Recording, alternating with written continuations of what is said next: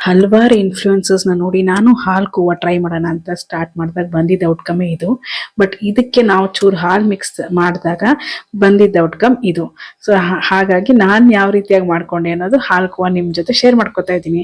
ಇದಕ್ಕೆ ಬೇಕಾಗಿದ್ದು 1 ಕಪ್ ಅಷ್ಟು ಹುರ್ಗಡ್ಲೆ, ಅದ್ರ ತಕ್ಕನಂಗೆ ನೀವು 1 ಕಪ್ ಅಷ್ಟು ಸಕ್ಕರೆ ತಗೋಬಹುದು ಅಥವಾ 3/4 ಕಪ್ ಅಷ್ಟು ಸಕ್ಕರೆ ತಗೊಂಡು ಚೂರು ಏಲಕ್ಕಿ ಹಾಕಿ ಒಂದು ಮಿಕ್ಸಿ ಜಾರ್ಗೆ ಚೆನ್ನಾಗಿ ಮಿಕ್ಸ್ ಮಾಡಿಕೊಂಡು ಚೆಕ್ ಮಾಡಿ ಪೌಡರ್ ಆಗಿರಬೇಕು.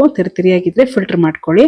ಹಾಗೆ ಇನ್ನೊಂದು ಕಡೆ ಒಂದು ಹೆವಿ ಬಾಟಮ್ ಪ್ಯಾನ್ ತಗೊಂಡು 2 ರಿಂದ 3 ಟೇಬಲ್ ಸ್ಪೂನ್ ತುಪ್ಪ, ಹಾಗೆ ಒಂದು 2 ಟೇಬಲ್ ಸ್ಪೂನ್ ಸನ್ಫ್ಲವರ್ ಆಯಿಲ್ ಅಥವಾ ಯಾವ ಆಯಿಲ್ ಯೂಸ್ ಮಾಡ್ತೀವೋ ಅದನ್ನ ತಗೊಂಡು ಅದ್ರೊಳಗಡೆ ಈ ರುಬ್ಬಿಟ್ಟಿರುವಂತಹ ಹಸಿಟ್ಟು ಹಾಕಿ ಸ್ವಲ್ಪ ಹೊತ್ತು ನೀವು ಕಲಸ್ಕೊಂಡು ಆಮೇಲೆ ಚೂರು ಒಂದು 2 ರಿಂದ 3 ಟೀ ಸ್ಪೂನ್ ಹಾಲು ಹಾಕಿ ಸೆಟ್ ಮಾಡಿ ನೋಡಿದಾಗ ಬಂದಿದ್ದ ಔಟ್ಕಮೇ ಇದು.